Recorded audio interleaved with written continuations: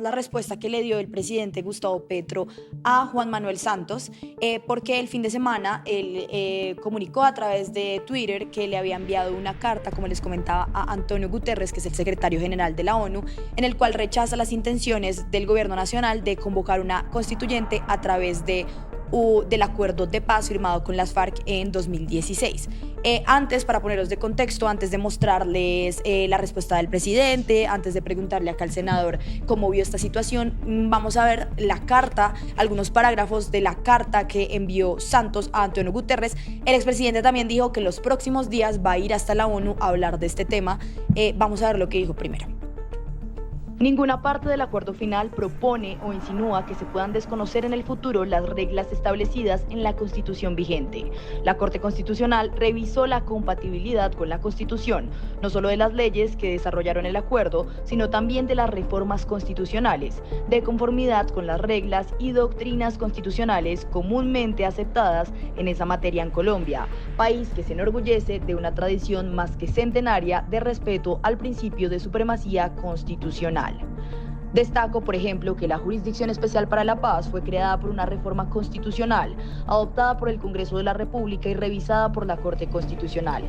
Estimo necesario referirme específicamente a este tema, porque el acuerdo final consideró esencial que, además de darles verdad a las víctimas, les fuera garantizado su derecho a la justicia mediante la investigación y sanción de los delitos de lesa humanidad, los crímenes de guerra y otros graves delitos expresamente enumerados. Nada en el acuerdo final puede ser distorsionado para abrir la posibilidad de conceder amnistías, indultos, exoneraciones o perdones por tales crímenes de connotación internacional, mucho menos a los máximos responsables. Se ha pretendido desconocer la letra y el espíritu del acuerdo, así como la independencia de la JEP, creada para evitar la impunidad, tratando de imponerle una manera de proceder mediante afirmaciones en el sentido de que deberá aplicar la JEP el mandato universal y garantista de la favorabilidad penal, deberá proceder de manera preferente y rápida a aplicar el derecho a la amnistía, en los términos previstos en el Protocolo Adicional 2 a los Convenios de Ginebra de 1949.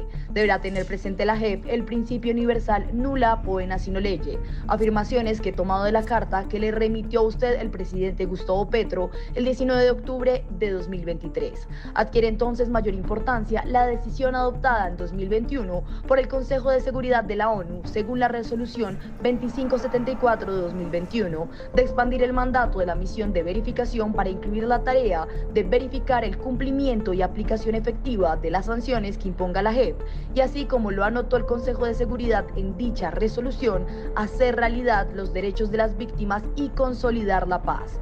Los expresidentes Felipe González de España y Pepe Mujica de Uruguay fueron designados por las partes como notables verificadores, es decir, garantes del componente internacional de verificación.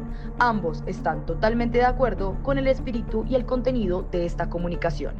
Bueno, para entender un poco esta carta, hay que recordar que todo surgió después de que el ex canciller Álvaro Leiva hiciera una interpretación de un párrafo del acuerdo de paz en el que asegura, tiene la tesis de que el acuerdo de paz con las FARC permite, o más bien obliga al presidente Gustavo Petro a convocar a una constituyente. Yo le pregunto a usted, senador Wilson, ¿cómo vio la carta de Santos? También, ¿cómo usted ve la interpretación que hizo el ex canciller Álvaro Leiva, que incluso fue acogida por el presidente?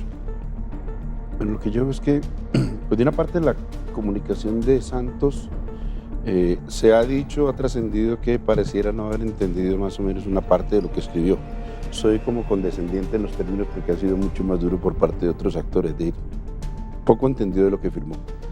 Esa declaración internacional del Estado colombiano ante Naciones Unidas, ante el Consejo de Seguridad, digamos que impone una obligatoriedad.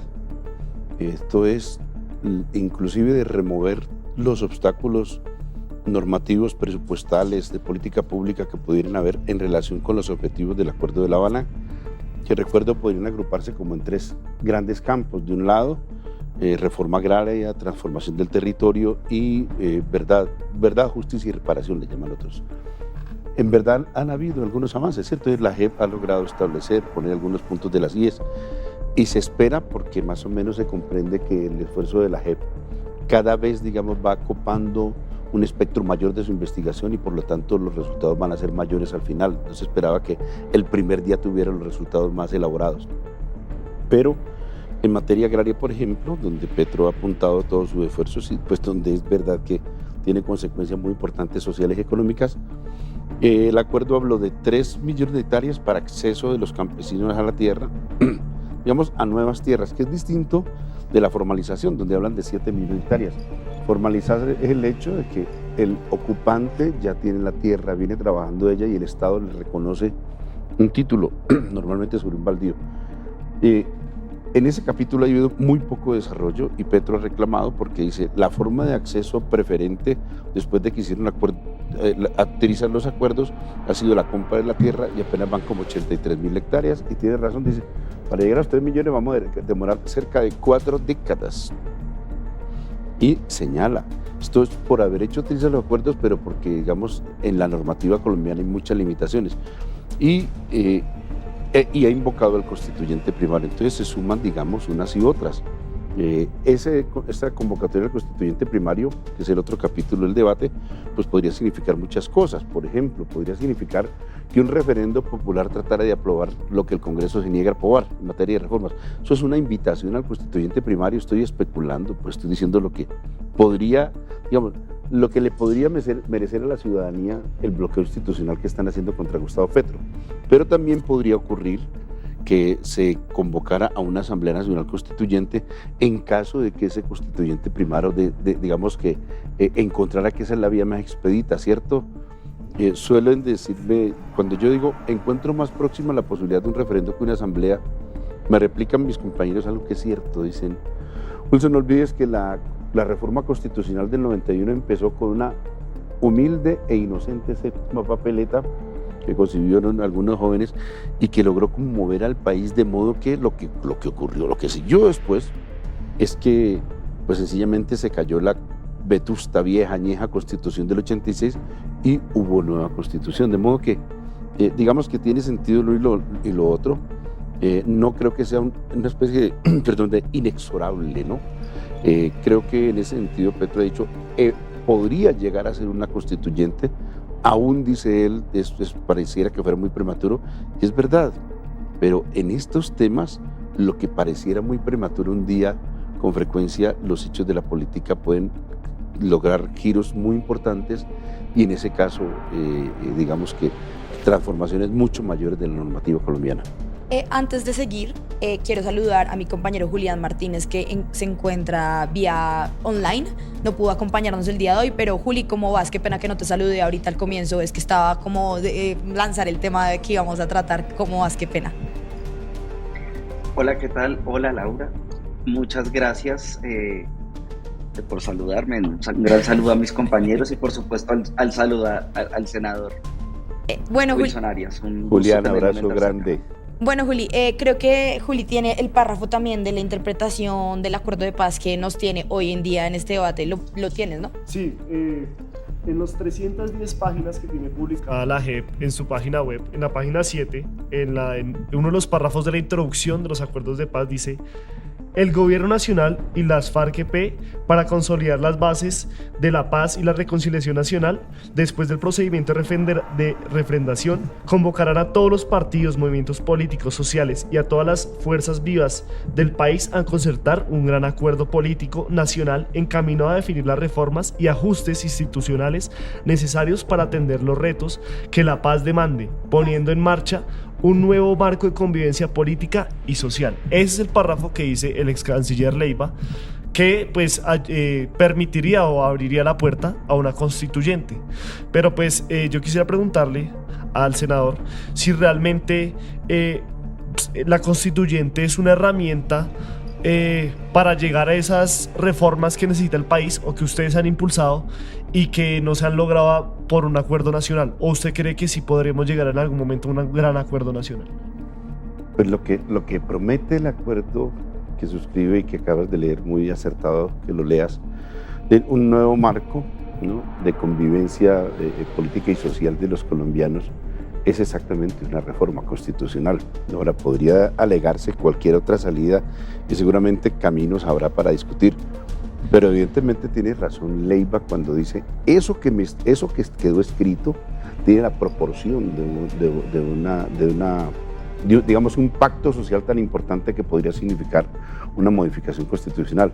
No soy doctor en la materia ni pretendo ser especialista, pero la sola lectura sugiere que Leiva tiene razón que una de las interpretaciones correctas puede ser la que está haciendo Leiva. Ahora, podría llegar a decirse que sin reformar la Constitución una especie de pacto nacional podría dar en que convivirían todos los partidos que vía Congreso de la República, se implementarán una cantidad de transformaciones de la propia Carta Constitucional o de las normativas. Pero también quiero hacerle notar, eso es lo que está convocando Petro desde que llegó. ¿Vos has visto? Pero es que es al mismo hoy, o sea, ahorita que se caen las reformas que no pasaron, ahora sí se llega a esta interpretación, porque esto está escrito desde el 2016, ¿no? Claro que sí. Y también por el Tienes pues razón. que vemos que no se ha podido sacar adelante como quisiéramos el acuerdo de paz. Esto también obedece, por ejemplo, a que en el gobierno de Duque hubo un atraso significativo en la implementación de los acuerdos. Lo que comentábamos acá por fuera de micrófonos también con Pepe era que de pronto en los 2 años que le quedan al presidente Gustavo Petro no vaya a lograr que se implementen los acuerdos, el acuerdo de paz. Y también quiero pues acá poner para que la audiencia también conozca, y es 2 grandes protagonistas también de este debate, pues Álvaro Leiva y Humberto de la Calle, que fue el negociador de paz con las FARC. Pues también acá tenemos lo que han dicho en medio de este debate para que los escuchemos y lo analicemos. Primero tenemos a Álvaro Leiva, que le respondió a Santos, tanto un video que hizo hace unos días en el que Santos decía que si Petro usaba el acuerdo de paz para convocar una constituyente, se le vendría encima la sociedad, las fuerzas militares, o sea, como un poco diciendo, todos reaccionaríamos ante esto. Álvaro Leiva le responde y también responde a esta carta, y ahorita vemos lo que dijo Humberto de la Calle. Su carta a la ONU, dando explicaciones no pedidas y en las que no menciona que insinuó que las fuerzas militares podrían actuar contra el gobierno, Juan Manuel Santos ha dejado claro 3 cosas. 1, que aún no entiende bien qué firmó. 2, que olvida que no firmó a nombre propio, sino de un Estado que él ya no representa. 3, que quiere minarle la vista a Gustavo Petro al Consejo de Seguridad. Pero cero nervios, el sindicato del pasado no nos va a quitar el futuro. Yo se lo explicaré con plastilina. Eso sí, será en un próximo trino. Tenía yo razón. Juan Manuel Santos le escribió a la ONU dando explicaciones no pedidas, o sea que fue sin querer queriendo, y de paso insinúa que Petro Gustavo actúa de mala fe. Nada de eso, al presidente se le respeta. El jefe de Estado es Petro Gustavo porque el pueblo lo decidió. Ese mismo pueblo que es hoy poder constituyente y cuya voz el primer mandatario llevará al Consejo de Seguridad. Adelante, Gustavo, el sindicato del pasado no nos va a quitar el futuro. Bueno, y en este momento pues también le respondió Humberto de la Calle, que también fue una persona importante, un personaje importante para la firma del acuerdo de paz, nada más y nada menos que el negociador con el grupo Las FARC en su momento, y él dice que Santos tiene razón, que este parágrafo del acuerdo de paz no da esa interpretación, y le hace un llamado al gobierno nacional de que se concentre en ejecutar muchas de las propuestas del gobierno, que se concentre en las problemáticas del país. Esto fue lo que dijo Humberto de la Calle. Tiene razón Juan Manuel Santos, nada en el acuerdo de paz permite convocar una constituyente espuria. El acuerdo fue incorporado a la normatividad jurídica, la cual incluye los requisitos para esa convocatoria.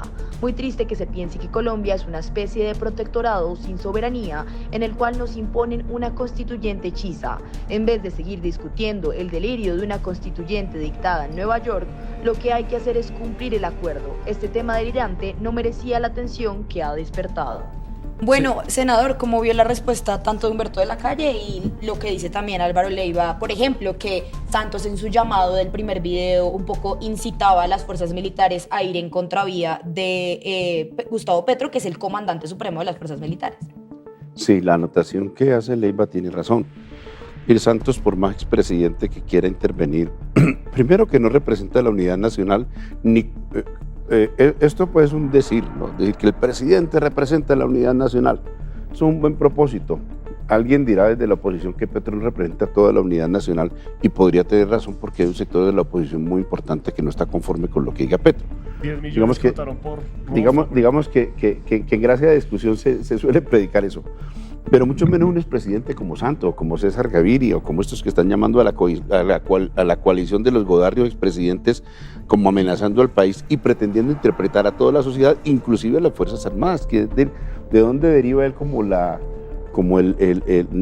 autodesignación de que él podría decir que la fuerza pública se ofrece en contra. Es posible que haya sectores de la fuerza pública que muy por el contrario estén diciendo estamos cansados de que en este país no se superen los hechos de la violencia, que utilicen a toda la fuerza pública y quisiéramos que hubieran verdaderas transformaciones que nos sitúen en un lugar distinto.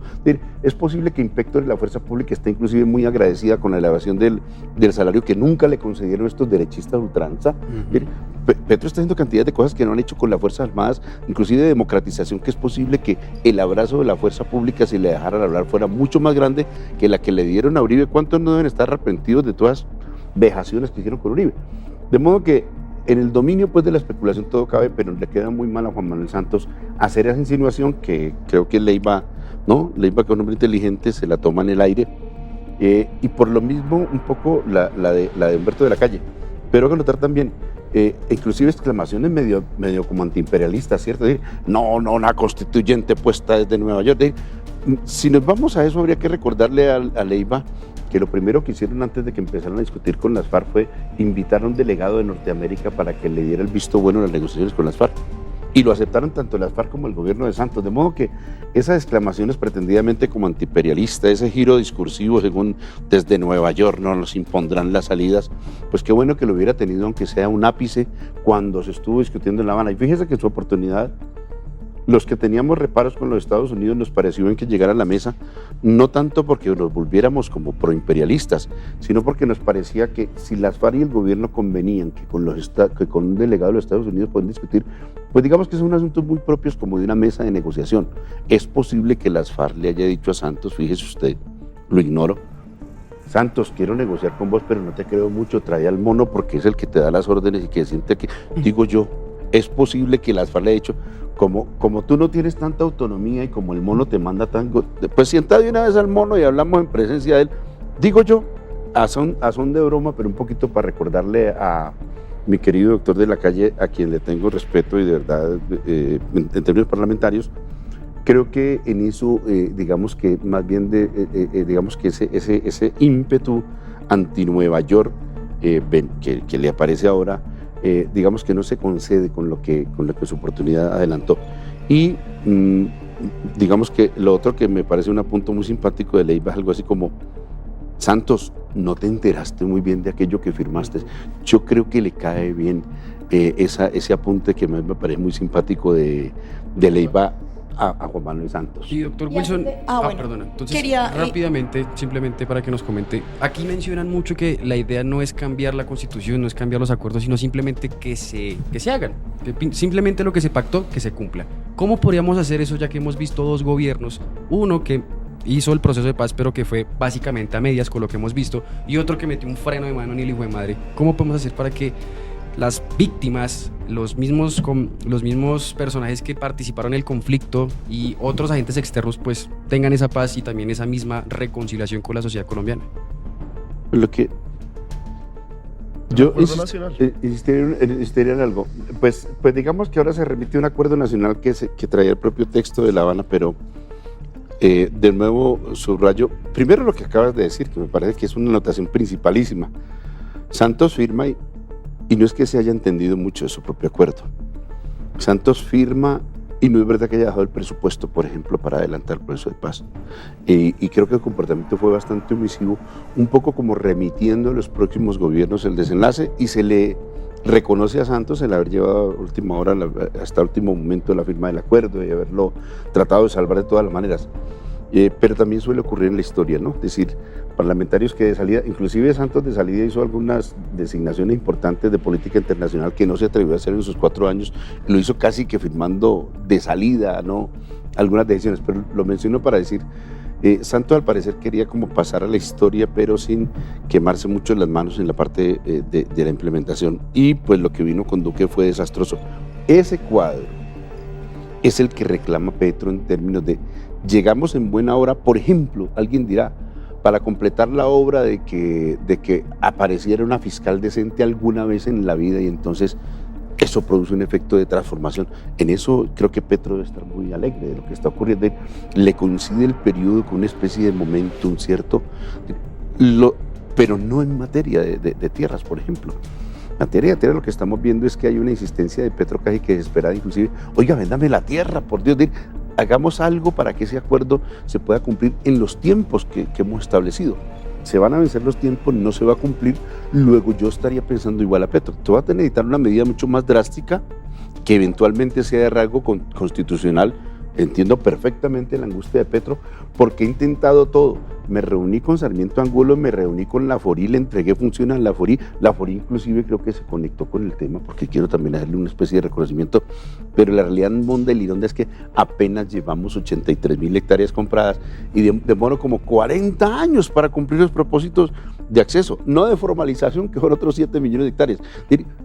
Cualquier colombiano se pone los zapatos de Petro hoy y creo que estará diciendo, esto va a paso tan lento que necesitamos algo como una especie de estartazo nacional que eventualmente no hemos logrado por la vía de los acuerdos, sino por la vía de una reforma constitucional, de modo que yo estaría en las mismas preocupaciones de Gustavo Petro. Es que yo quería hacer un comentario antes y era que quiero invitar a las casi, yo creo que más de 700 personas que están conectadas en este momento a nuestro YouTube, a que comenten este video, a que lo compartan, a que le den me gusta. Vamos a estar leyendo algunos de los comentarios que nos dejen acá en la transmisión. También recuerden que pueden donar, pueden hacernos donaciones para que podamos acá en el tercer canal seguir con esta labor periodística que hacemos. Yo también quería pues hacer como un comentario y es una pregunta abierta para que no solo la responda el senador, sino de pronto Juli Martínez o ustedes qué opinan. Rodrigo Londoño, ex alias Timochenko, le dijo a Daniel Coronel que sí, que tampoco estaba correcta esa interpretación que hacía Leiva. Él fue una de las partes importantes, en ese entonces comandante de las FARC, firmante del acuerdo de paz, dijo que eso era falso, que esa interpretación era interesada. Dijo que no siempre el interés es malo, o sea, no dijo que si era un buen interés o no, pero dijo que era mentira, que esa era la interpretación que hacía. Entonces mi pregunta a todos ustedes, al senador, es, entonces, ni Rodrigo Londoño ni Juan Manuel Santos, que era el gobierno, ¿sabían lo que estaban firmando en ese momento? ¿Cómo lo ven ustedes? Sí, no saben el compromiso. O sea, vemos a Rodrigo Londoño que hoy dice esto, pero hace unos días está diciendo que la JEP lo estaba llevando a una justicia punitiva, igual que el resto del secretariado. Entonces, ahí es como que uno le deja sus dudas con quién están y están defendiendo algo para no perder sus beneficios. Pero también, digamos, otra pregunta, otra crítica que yo hago es, si no pudieron en el Senado, no pudieron en el Congreso, porque, digamos, yo desde que vi las elecciones, Petro sacó 11 millones de votos, pero las listas al Senado y Cámara tuvieron 2 millones. ¿Qué pasó con esos 11 millones? ¿Por qué no se fortaleció el Senado donde realmente se hacen esos cambios? Si realmente la solución es esa constituyente o que el pueblo, a lo mero estallido social, vaya al Congreso y les diga, hey, les exigimos sí o sí esas reformas. Y presionarlos de esa manera. ¿O usted cómo lo ve? Sí, porque lo que dicen, antes de que responda Wilson, es que pues la constituyente también se puede hacer por obtener una mayoría calificada en el Congreso, ser revisada por la Corte Constitucional, ser votada por 13 millones de colombianos. O sea que ese sería el recurso que está establecido en la Constitución para poder convocar. Y Petro lo dice, o sea, necesitamos la movilización de la gente. ¿Qué tumbó la reforma tributaria de Duque? La gente en las calles tomándoselas. Pues yo creo que estamos gravitando sobre ese tema. La pregunta inicial de Londoño, pues quiero ser respetuoso con unos y otros, con De la Calle, con el expresidente Santos, aunque le tenga grandes críticas, y con Rodrigo Londoño, pero yo me inclino un poco con la hipótesis que en tu pregunta estaba, es decir, es posible que apenas ahora se venga a entender la dimensión de lo que significa una declaración unilateral de Estado frente a las Naciones Unidas como compromiso con la humanidad. Más aún, es posible que ninguno de nosotros en general tuviéramos el detalle, unos más que otros seguramente, y Leiva, que ha estado tan atento a esos procesos, haya, digamos, sido de los más, ¿cómo se dice?, de los más elaborados en términos jurídicos como para comprender la dimensión. Es decir, aquí lo que estamos diciendo es un compromiso enorme que inclusive puede significar que el Estado se ve obligado a remover lo que sea. Es decir, he dicho, las normas, el presupuesto, la política pública, lo que haya que remover con la finalidad de que eso a lo que me he obligado ante la humanidad y la comunidad internacional pueda tener desarrollo. Ahora, yo sí creo que hay talanqueras legales y constitucionales en relación con los objetivos que se están haciendo. Pues habría que entrar en detalle para discutirlo, pero no quiero posar ahora como de constituyente, ¿no? Pero evidentemente que digamos que hay voces muy autorizadas que dicen, sí, usted podría tener dispositivos constitucionales nuevos un poco para algo así como para condicionar la legislación en términos positivos para que la legislación responda a la democratización de la tierra. No ha sido posible hacerlo, digamos que volvemos a la gran preocupación inicial. Y lo otro es que sí, el constituyente se expresa de muchas maneras. Fíjate que en medio del estallido en Cali, cuando se cae la tributaria, salgo a hablar con los muchachos y yo les hacía notar, les decía, muchachos, ustedes están legislando desde la calle. Ustedes están, y les decía eso, ustedes están ejerciendo la soberanía de que trata la Constitución política. La Constitución dice, la soberanía reside en el pueblo y de él emanan los poderes públicos. Y una consecuencia de eso es que ustedes se alzan contra una norma y sin ser legisladores formalmente electos, legislan desde la calle, porque el Congreso de la República... No, y se supone, dale. Que los congresistas son los representantes del pueblo. Imagínate la contradicción. Yo me sentía un poco, que no avergonzado yo, pero sí como en dificultad de explicarles eso de que los congresistas éramos dizque los representantes del pueblo, ¿entendés? Los congresistas éramos los representantes y los únicos que íbamos realmente éramos un pequeño puñado, uno o dos que asistíamos a la movilización, y el resto, ¿dónde está? Preguntaba la gente. Que vengan, decían, a explicarnos. Y claro, los congresistas a salvo, entre comillas, en una ciudad gélida como Bogotá, sin ir a su región, para hacer lo menos visto posible por la población. Pero el ejemplo que ponen es muy bueno, es decir, ese es el constituyente operando, eso es el constituyente expresándose en una especie de revocatoria de una norma que nadie autorizó, de hecho se da en la calle y la tumban. Entonces después puede darle la formalidad que quiera, pero la realidad monda y linda es que eso ocurrió. Bueno, una grande movilización puede forzar el ambiente político para que se propicien las reformas. Eso es lo que ha pedido Petro desde hace algún tiempo. Tanto inclusive, yo no sé si ustedes comparten, estaba muy envalentonada la derecha con la marcha del 21 de abril, que fue enorme esa marcha de derecha. Fue enorme esa marcha. Pero cuando vino el 1 de mayo, que fue apoteósica, fue de una magnitud enorme. Eso fue algo que los sociólogos deberían ayudarnos a comprender, como que el ambiente político se cambió y sentimos como una oxigenante, ¿no?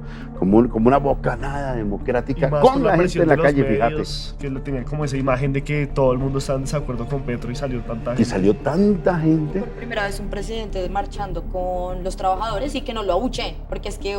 Claro que la gente muy entusiasmada en cierta medida. Fíjate que yo siento que la gente en Cali sentía que estaba como marchando con Petro, ¿entendés? Como estoy aquí y Petro está en Bogotá. Pero marchamos juntos. Sí, creo que es rodeando a Petro. Eso es muy importante y podría determinar, digamos, un ambiente político favorable, solo que desde luego es incomparable lo que fue el estallido, donde hubo una presión social tan fuerte, tan determinada, que lo que está ocurriendo...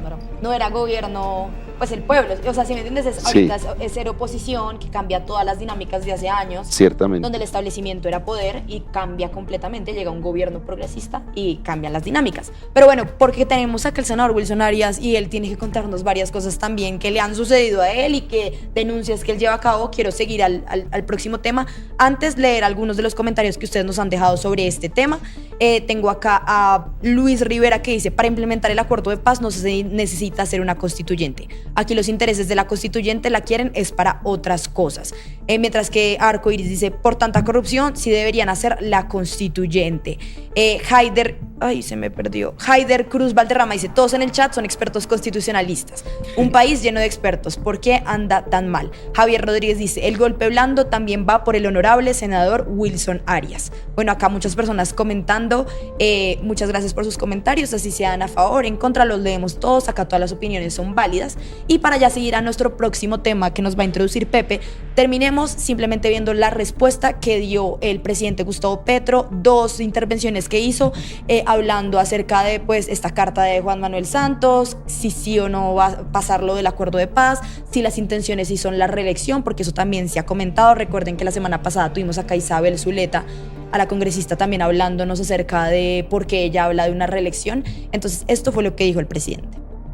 Esa realidad de lo que han llamado el sindicato del pasado, de los expresidentes tratando a como dé lugar de no permitir que haya una reforma a la salud, que no haya una reforma a las pensiones, que no haya una reforma agraria, que no haya una reforma a la educación, que no cambie el país bajo la legitimidad de los cambios que dice la Constitución Nacional y oponiéndose de todas maneras, moviendo magistrados para que ilegitimen decretos, negando el papel del Congreso, hacer las leyes del cambio, diciendo no a una constituyente, no al poder constituyente, es en realidad que tenemos ante nosotros un poder que no quiere la paz. Y para hacer comprender ese mensaje a la gente y llevar a la gente a la imposibilidad del cambio, entonces dice que es que yo quiero reelegirme. Ellos sí se reeligieron. Los que me critican se reeligieron. Yo no quiero reelegirme.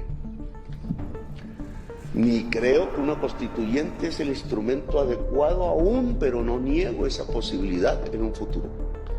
Porque el poder constituyente tiene que expresarse tal cual como cuando los liberales y conservadores hicieron la paz, para poder hacer la paz hoy. En esos intríngulis estamos. El ELN ha vuelto en su primer documento, ellos balbuciantemente no saben si dar el paso o no, a hablar de un acuerdo político nacional. Se repite permanentemente en los 30 últimos años. Lo dijimos nosotros en 1984 cuando propusimos por primera vez la paz, el M-19. Yo tengo el acuerdo de paz que entregaron al Consejo de Seguridad de Naciones Unidas. Eso no fue un acto diplomático porque sí, tiene una importancia vital. Ya una periodista de Medellín, de esas que no son nada amigas mías, lo descubrió. Dijo, ahí va la jugadita de Petro. Y yo no hice el acuerdo, ni lo presenté al Consejo de Seguridad. Tiene una carta del presidente Santos, no sé si él fue muy consciente de eso o no, dirigido al Consejo de Seguridad de Naciones Unidas, que dice taxativamente: entrego este documento oficial al Consejo Nacional de Seguridad, lo podría leer aquí exactamente, como una declaración unilateral de Estado. Bueno, ahí escucharon al presidente Gustavo Petro. Creo que lo que es noticioso sobre todo es que dice que él no busca reelegirse, que una constituyente no sería el mecanismo para la reelección, pero también dice claramente pero esto podría ser una opción en un futuro. O sea, no lo descarto para una opción en un futuro. Y ya para cerrar este tema, yo le pregunto al senador cómo vio también, fue un tema muy movido la semana pasada, que se habló de la reelección a través de la constituyente, y también cómo ve esta nueva declaración del presidente. El presidente creo que está en lo suyo, ¿cierto? Es decir, él es un mandatario que está viendo, digamos, el humor político de lo que está pasando en el país, de modo que en función de eso hace su planteo.